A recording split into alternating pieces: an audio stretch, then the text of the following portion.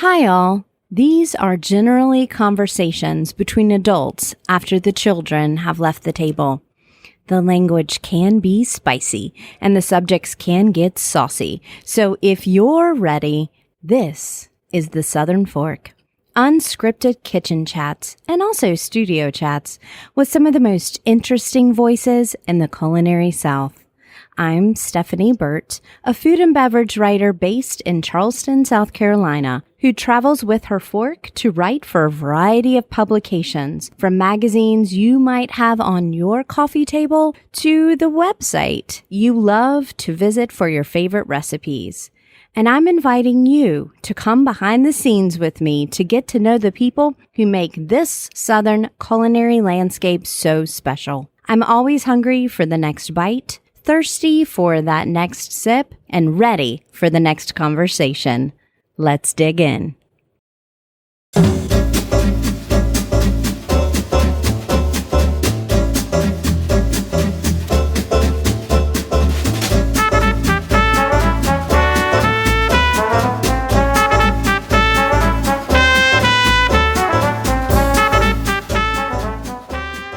The Southern Fork is honored to be presented again this year by Townsend Automotive in Tuscaloosa, Alabama. Celebrating 50 years of service in Tuscaloosa and West Alabama, the Townsend family of dealerships has been a locally owned company built on service and connection with its customers. At Townsend Honda, with new cars in short supply, they've purchased more than 200 quality pre-owned vehicles. And every one of them goes through a 118-point inspection before it's offered for sale to you. Most of those vehicles are either Honda certified pre-owned or Townsend certified pre-owned, and the dealership also has a fully staffed parts and service department to assist you beyond the purchase day throughout the life of your vehicle. That includes Saturday service, which is available until 1 p.m., even during football season. Visit townsendhonda.com for current inventory, or if you're in West Alabama, stop in. Townsend Honda salutes local entrepreneurs, from restaurateurs to podcasters, and they welcome you to be part of a community that does the same. All over the South and city after city, the idea of a French bistro or brasserie has taken hold. There's something about those French comfort food classics, the gleaming bar, and the plates of briny oysters that invite conversation and communing with friends. But there's much more to learn behind the scenes than just what wine pairs best with steak frites. Brasserie Mon Chou Chou is one of the finest examples in the region, and it's the brainchild of its 3 Frenchmen founders. The menu highlights the cuisine of their homeland, including dishes directly influenced by the trio's respective grandmothers. And it's a slice of Parisian life in the middle of the Pearl Complex in San Antonio, Texas. Part of the Southerleigh Hospitality Group, it's helmed by Chef Laurent Réa, a native of Lyon, France, whose tenure at other restaurants include the O'Keefe Cafe in New Mexico and Andrew Weissman's signature restaurant in San Antonio. We're joined on the mic by chef and co-founder of the group, Jeff Balfour, which is fitting since a brasserie experience is all about good conversation and great food. Welcome to the Southern Fork, you two. Hi, how are you? Hello. Hello. I traveled a long way to have some French onion soup today, but it was worth it. So delicious. I'm excited to be here in San Antonio. I was here 7 years ago when the Pearl was just really coming into its own, and I was just enamored of San Antonio. Nobody was talking about San Antonio at that time. It was Austin, it was Houston, it was Dallas all the time. That's kind of changed. And I think you two are part of that change. But Southern Fork listeners are going to be like, where's the Tex-Mex food? You have a French chef on the podcast? It's French food today in San Antonio. So why would you do this uphill battle for Southerleigh Hospitality Group? Well, I think, first of all, everyone needs a little bit of French food everywhere in every city. So, even though we are so Tex-Mex heavy, which is an awesome thing. I moved here 20 years ago. We opened our restaurant at Pearl 7 years ago and, kind of going through the same things that you're talking about, being that San Antonio is so Tex-Mex heavy, but that's only just a great part of the whole culinary scene. So we really felt like we needed to pick up that French food thing as well. We have some really great people here in French cuisine. So it just seemed this natural fit. And comfort food is a great way to begin educating San Antonio's palate to French food, right? Absolutely. Comfort food, more understandable, approachable. It was a perfect way to start, introduce that brasserie. So when you're building the menu, what was the first thing that you knew you had to put on the menu? The onion soup. Great, because I had that today. I think that is one of the most iconic dishes of France for Americans. Americans like cheese, bread, and onions, right? That's correct. So do French people. But you don't call it French onion soup on the menu, right? No, we call it gratiné lyonnais, which is a little more specific region where the onion soup comes from. Can you talk a little bit about the tradition of that soup, since we have Americanized it so much, but here at Chou Chou, it was very much specific to the region. It's really about the cheese you use for the crust. We use a sharp cheese. It's a blend of cheese from the French Alps, the Dauphiné area, like a Gruyere. You use also some raclette in there. Which is never a bad thing. No. That's super trendy right now. And, we always finishing up a little bit of cognac or, it's just to have that little. It adds a depth of flavor, right? Exactly. That was one of the dishes that I made during the pandemic. A lot of people made sourdough bread and that kind of stuff, and I loved French onion soup. And it was a day process. Do you have certain people that you allow to do that on site? I do. Yeah. It's a long process. It's one of those things, you have to pick the right ingredients. Take the time. It's not a recipe where you can take shortcuts, definitely. Mm-hmm. How do you know when they're French onion soup ready? Just the taste, the smell of it too. Yeah. The color, very important. So this is in the Pearl Complex. I think one of the things we learned, the most, you talked about, kind of the comfort food aspect of things. So we were pretty confident when we decided to do a French concept, and that we had demonstrated within the Pearl Complex, which kind of at the time was a little bit, was on kind of that cutting edge, right? You mentioned that, was kind of changing the way that the San Antonio food scene was at that time. And then when we decided, not to mention the CIA, absolutely, which is game changing for any city. It really is. It really is. So we looked at that and we said, we always want to be that approachable place within, whether we're doing Southern food or whether we're going to do French food. So it was this kind of natural thing for us to bridge this gap between, kind of stuff that we were already doing and saying, well, our partners are French. We have a great French chef. We can move into this very easily, and we just have to keep it approachable for everybody. And that's what we wanted to do. That's something that I'd like to circle back to, because, it can sound very, presumptive or, snobby. That feeling of the approachability without dumbing things down, because that's didactic, right, for a diner.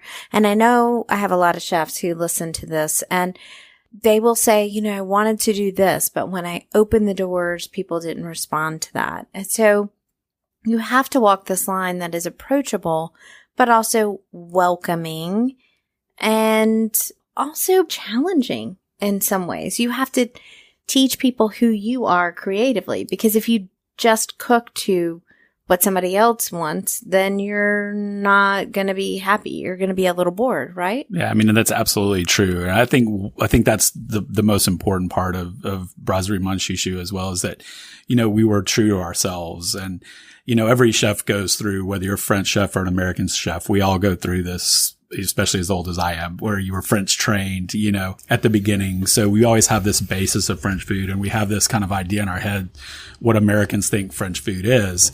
And we don't often bridge this gap between, it's not this kind of food that's, exotic in any way. It's really close to us, and it's kind of in our everyday lives. I have something that I say within the group that all the guys will throw something at me, so I won't say it on the podcast, but there's French food is out there, and people just don't recognize it. But at the same time, I just returned from France last month, and I can say in every way that Brasserie Mon Chou Chou is very authentic and very true.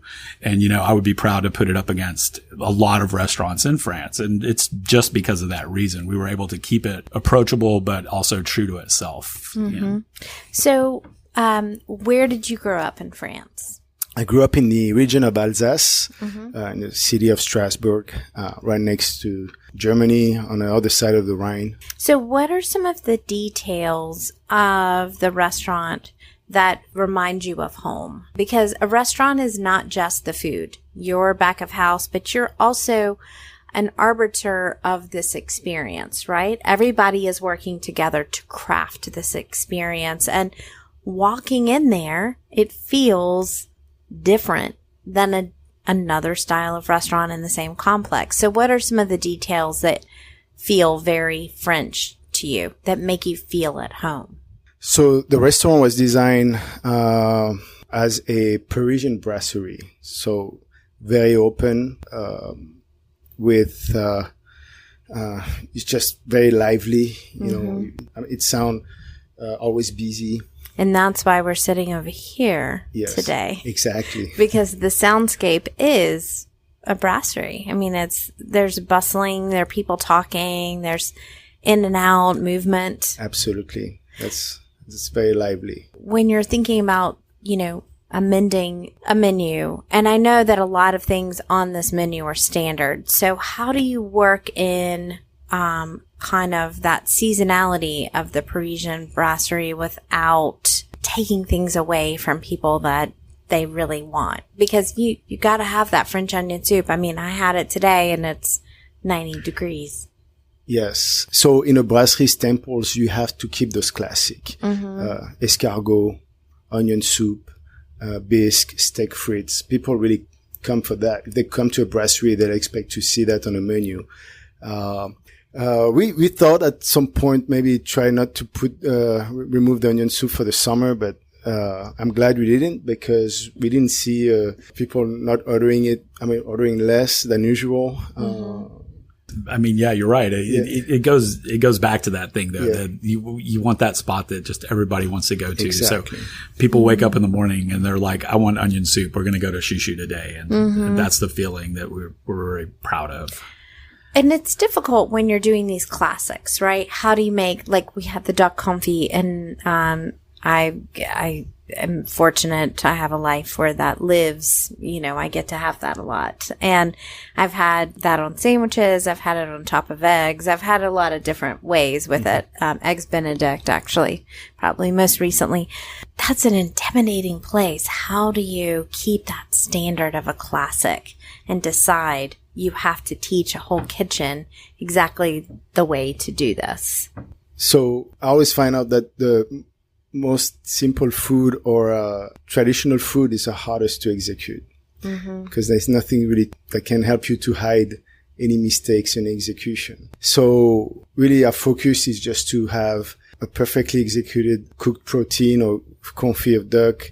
Once they understand the techniques, you have to do the volume with it. And of course, it takes time for a lot of cooks to masterize those techniques, but we keep it simple, and so that way everybody can focus on execution of the dish. And it's clean. But that idea of really just comfort classics is something that seems to stretch across the entire group, right? Yes, very, very much so. Yeah. So how do you know what's going to come next? Do you go back to that idea of comfort and classic? I think so. I think we do go back to that idea. We, oftentimes when you're changing things and you're changing menus and stuff like that, you have all these great ideas in your head, and the customers tell you too sometimes what's going to stick, kind of you alluded to that earlier. So you always want to go push the boundary just a little bit and push it as far as you can and try to come up with new ideas and new things. But ultimately you look back and the things that are the real classics are the ones that stick. They just won't go away. Tell me about the cheese in the front door to the right. It's under a beautiful glass cloche. Yep. Tell us about what's going on there. I mean, it should, it was back to Laurent's, earlier thing about just the Parisian brasserie is just having, kind of the sights and the sounds and just being very authentic to everything. And, it's part of it, right? It's part of the show as much as the plant is in the corner and, the bustling of the people, the beer taps on the bar. It's just kind of part of everything. Yeah. There's also the thing, like, I always thought it was great is, when I was a kid, I would go to a restaurant. My favorite part is when the maitre d' or the server would come with the cheese cart because, there's an educational things with cheese that, you learn about them and, they tell you the story of the cheese. It's very visual. People see it right away. They come in. It's very beautiful. So it's always a great experience, It is. So, yeah. Well, and we're a charcuterie country now, apparently. Right. I mean, Yes. I don't. Apparently, I like that. Yes. I'm just like All of a sudden, I'm just like, Yes. I get it. Yes. Like, I appreciate it. But boards and spreads, and there's just this huge Every trend. grocery store, Every grocery everything. store, every party. I mean, I know people who run a side business doing these things. So it's just this whole big trend. So to see it kind of not constructed in that way and actually see the cheeses laid out beside each other. Beautiful with a big, deep orange rind on one of the cheeses. One of the cheeses was room temperature, so it was, softer and kind of running out of its rind, and then just different tones and colors, and it was smells. And smells. It was a lot more kind of organic than just an art piece, but it was an art piece. Well, and you're a participant in that as well, right? So, when you have that charcuterie board that's all boxed up beautifully, you're kind of picking and you're looking and you're learning on your own, like Laurent was alluding to as well. And we know with that cheese cart, it's brought to you and you're talked through it. And, you're, like you said, you're looking, some cheeses are different temperatures, some have different smells. And it's kind of just more of this immersive, I'm in this. And there's less nervousness about it because you get to choose, right? So if you can be a 12-year-old child and have just as much fun with that cheese cart as you can the 40 absolutely something person here. Yes, absolutely, yeah. And be less intimidated by different things. It's just, overall, it's a good experience. Yeah. Is there anything on the menu that when you come in to eat that you have to eat, that you're like, you know what I want? Well, he knows I don't want anything with lettuce, or anything where the main ingredient is. That's just because I'm a Southern boy. I am a Southern girl, but I like some good butter lettuce now. I mean, I can eat lettuce. I love lettuce on, a burger or something like that. I just don't want a plate of it with, yeah, we had the salad niçoise today. Which is awesome. I mean, and it was a little bit of a different construction as well. I'm used to seeing those on an oval plate and really segmented out with the different, and that's just as beautiful. But this was composed, organized, salad, and I just could dig in because I got a bite of everything in one bite. But yeah. So if I'm being completely honest, and this is horrible, kind of, I guess lazy, but it would have to be anything with fries. It's the one thing that I walk in and say, I'm not going to eat this today. And then I end up with it anyway. So you can kind of substitute that out we can put some salmon with that or some rotisserie chicken or some, a nice steak or burger, but it's pretty much going to be what I want to go for sure. Or that I can't resist is what I should say. But there is a difference between frites and fries. Absolutely. Right? Will you explain it for us, Chef? So the frites, of course, it starts with always the ingredients. So the potato you're choosing has to be less sugar content, and it's a 3-day process if you do it right. There's punching the fries and let it sit in water overnight so you can remove some of that excess sugar.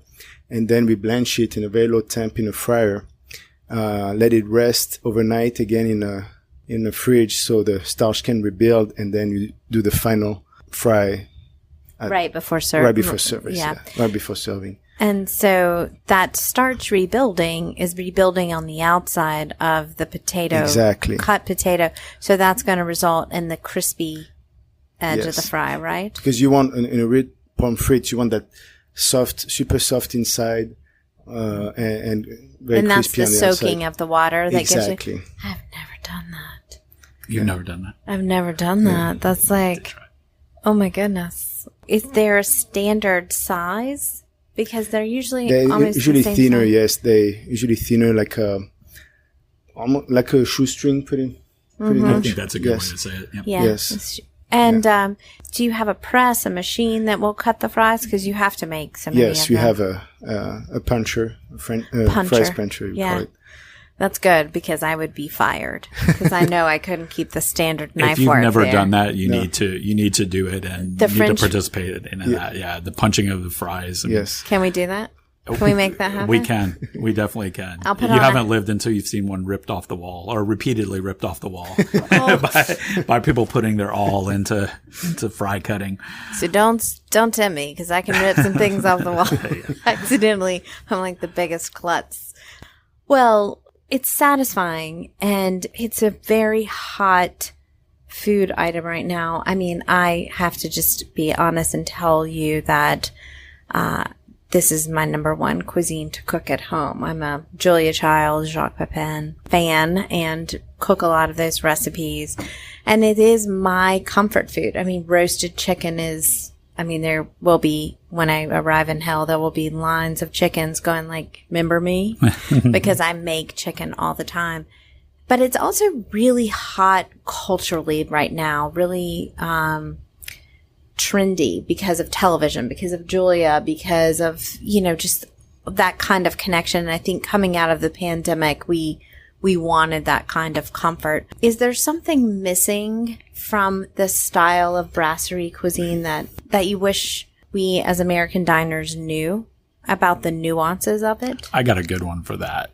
Okay. And fortunately, it's not the food part that usually the American diners miss on the brasserie, but it's the part about the beer.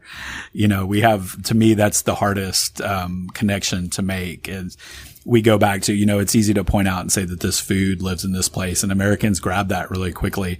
But, the separation between a brasserie, which is really kind of that spot to go have a beer and oysters and fries and, all those kinds of great dishes, is usually in my experience been lost on American diners. And it's hard to make a connection. Yeah. It's like, because you see the taps up there, but I'm going to be ordering a crisp French white because I know you got it, Exactly. And most American diners are. They're like, we're in a French restaurant, we're in a bistro, we're in a brasserie. Yes. We're just not going to make that distinction. We're going for the food. Mm-hmm. It's not a big deal, but I kind of wish we would a little bit more often, I agree. It's like point to the beer side of it. Exactly. I agree with Jeff, because it's especially brasserie stands for brewery, it means brewery in French. And when the first brasserie came, they started to have the brasserie in the early 1900s in Paris. It was mostly food was supposed to be paired with beer. Comfort food for the mass. And then with time, I guess the bistro and the brasserie kind of blend. And right. You see a lot of similar dishes on both type of restaurant. Yeah, I had an experience. I was in New York at this very famous restaurant, and the French maitre d' comes over right away, and we're talking and chatting it up, and he finds out I'm from San Antonio. The cool thing about San Antonio too is that French people know San Antonio. When it's Tony Parker gets all that credit, right? Because you can say you're from the States, and when you're in France, and it's funny, they'll immediately go, "You're from San Antonio," and you're like, "Wow." Yeah, actually I am. You didn't guess New York or Miami or anything like this. You guessed San Antonio, and they're like, well, yeah, Tony Parker. You're like, okay. But anyway, sorry, I went off on a tangent. But so this maitre d', he points out to me, and we're in the process of building Mon Chou Chou at that time. And he goes, oh yeah, I've been to the Pearl. I know you guys' restaurant. I go to the brasserie when I'm down there. all the time. And I'm thinking, well, we're not open yet. How's he going to the Brasserie? Then I realized he was actually talking about Southerleigh, our other restaurant. But, the French guy, to truly know the Brasserie was the one with beer, it kind of hit me then that, it's like, yeah, that's the disconnect. And that's a great reminder. I'd love to know, since, brewery is part of the deal here with this restaurant group, what is one beer that really, really pairs well with one of those dishes you love? Well, I think any of the Belgian beers that we make, or any of the soft, you kind of have that a little bit softer, but even some of the crisper, the lagers work too when you get into some of those flavors. Go ahead, Chef. For sure. No, absolutely. Yes. Blonde beers, Belgium, a little more gourmet, not as heavy, will pair perfectly with some of the seafood or dish, Yeah, easy to eat with the heavier dishes too, because the French food has a lot of butter, has a lot of cream. So those kind of beers really smooth things out. And that's the kind of beer that we want to drink in this kind of climate too. Absolutely. So that's the kind of beer that you like to make. So that's exactly right. It all works out well. So, people have listened to the intro, so they are aware of how lauded this restaurant has already been, and you're going to keep dialing it in. So I just want to know from each one of you, what's making you hungry? What's next? What are you thinking about? Ooh, that's a hard question, because when am I not hungry? So I could sit here and go, well, I'm thinking about Thai food. I'm thinking about Italian. I'm thinking about that. But, I think just, what always makes me hungry is the things that I think that I want to eat and I think that people truly want to eat. I know you're probably looking for a more specific answer, but I have no needs in my answers. No. When we go through menu writing, and we're going through a big one right now, we look at it and we're like, well, is everybody going to fight to have that dish, or are we going to have so many dishes on the menu that people just can't make a choice? And that's always kind of what's in my head. Like, we want to have that happen. We don't want to come in where it's like, oh, we have one or two things that maybe this person will like. We want to have 15 things that everyone will like. And that does make you excited to return to a restaurant. What about you?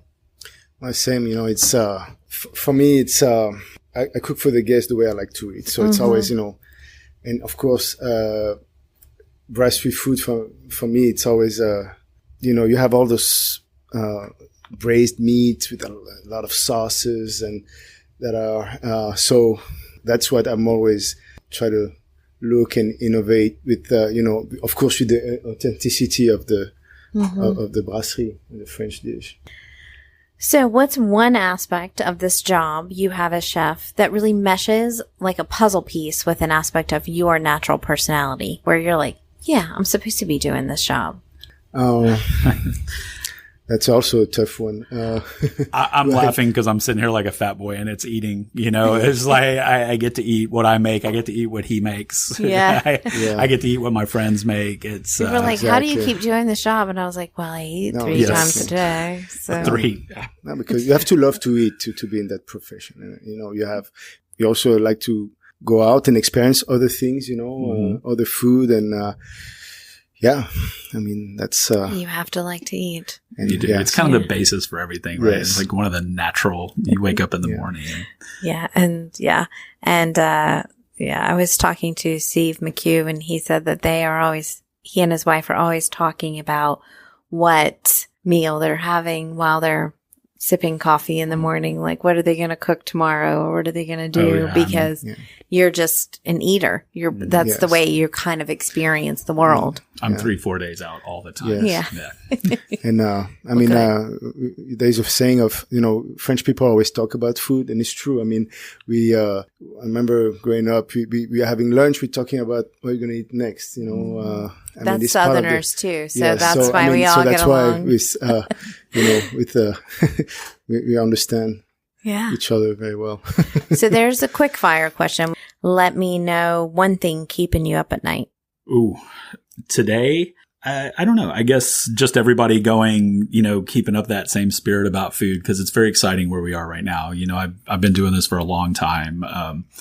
well over 20 years at this point and have done a lot and seen a lot. But I think the excitement level right now for food in general is really high. I started before the days of food TV, or right when food TV was being born. So I kind of got a glimpse at that world before then, and then blamed food TV for a lot. But at the same time, you now see where this culture has just kind of pushed itself, and it's a really exciting place to be. We have a larger vocabulary than we've ever had, and your diners are different than they were. They were. That's they're broader. Yes. Much broader. Exactly. It's more of an aspect of daily life, restaurant life in the United States versus a special time. Very much so. And that's a lot of fun to play with. For me, keep me up. I mean, one thing is, and that's why I try to stay away from my phone before I go to bed. But if I read a bad review about the restaurant, it's going to be hard for me to go to sleep right away. At first I'd be, upset at the review, and then I try to see, hey, what did we do wrong? How we can improve this and that, and it's just, a lot of those reviewers and, like Yelp or, it kind of changed the dynamic a little bit of the industry for the last, I want to say 10 years, 8 years. Mm-hmm. Absolutely. All right. Well, I am so full after a wonderful, wonderful, beautiful alfresco lunch today. And so in response, I would like to ask you the following question. That is something that I reserve just for Southern Fork guests. And it is my magic picnic basket question. So with this picnic basket, I can time travel. I can go back and ask somebody or to make just one more bite of something that pops into your head that, man, that was really, really good. And that whole day was awesome. I can source for you, and I can cook a little bit. I make a mean pound cake, but I also am not going to try to, I am going to make frites, but later. Not now. And they'll never be as good as yours. So I would love to put some things in a basket for you. And since you work together and we're talking together, I'd love for you to build that basket together. Things don't have to go together. It doesn't have to be a technical picnic meal. One guy put all meats in recently. And so you can do whatever you want. But what are some things that pop in your mind when I ask you that question? Just some things to bring you life. Yeah, do they have to be French? No. So mine are going to be fried shrimp, oysters, basically a lot of fried stuff if we get down to it. Fried seafood. Okay. Do you have a region where they come from? Do you have a breading preference on the oysters? I mean, Texas Gulf Coast is going to be my region. Of course, it's where I grew up and it's what's familiar to me. So, I mean, I definitely appreciate all the other regions of the South and their coastal stuff, but that's my home. Right? A perfect fried shrimp is a perfect food. It really is. What about you, Chef? Well, I'm going to keep it simple, but it's going to be charcuterie and cheese. Oh, okay. Really, Yeah. And cheese? What are some varieties? Well, in France, we always say the stinkier, the better. Yeah. So definitely more pungent ones. A great bread, like a baguette, or a batard, and, some charcuterie that saucisson, dry sausage. What are we pairing with that? Oh, a good Côte du Rhône or Beaujolais will be perfect. Beaujolais sounds delicious on today. And what about for you? What beverage are you adding to that? Probably a light beer. Mm-hmm. Yeah. Mm-hmm. Yeah, lager or a Belgian. Exactly. Lovely. Well, if people want to learn more about this amazing family of restaurants in San Antonio, Texas, and actually have a brasserie experience in the middle of Tex-Mex country, you should come to thesouthernfork.com because there's going to be links there as well as images. If you like what you hear, I have such good food and I have even better conversations. And there is a full depth and breadth of culinary professionals behind the scenes that are doing everything from blanching potatoes 2 days ahead to reading your reviews when you said that you didn't like the potatoes that were blanched 2 days ahead. And there's just so much happening that you can't see. And part of my job is to bring it to you. So it all starts with people and it all ends with people around the table having good food. So thank you so much for helping that happen today. I appreciate it. Thanks for talking to us. Thank you for having us. Hello and welcome to Talking with My Mouth Full.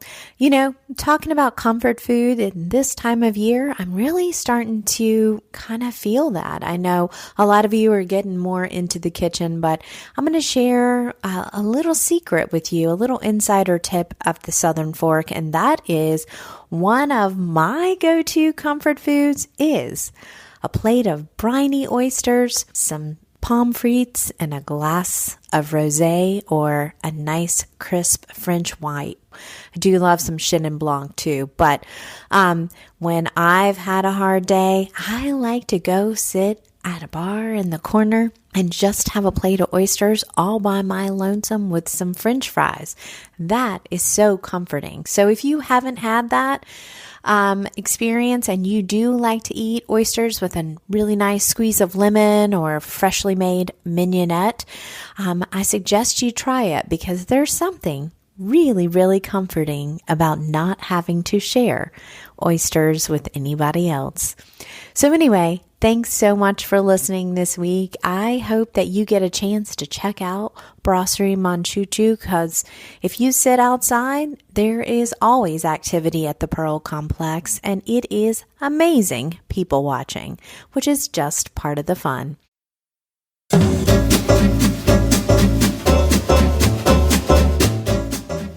You've been listening to The Southern Fork. I can't wait to bring you more culinary conversations, but in the meantime, I have one question. Are you going to eat all that?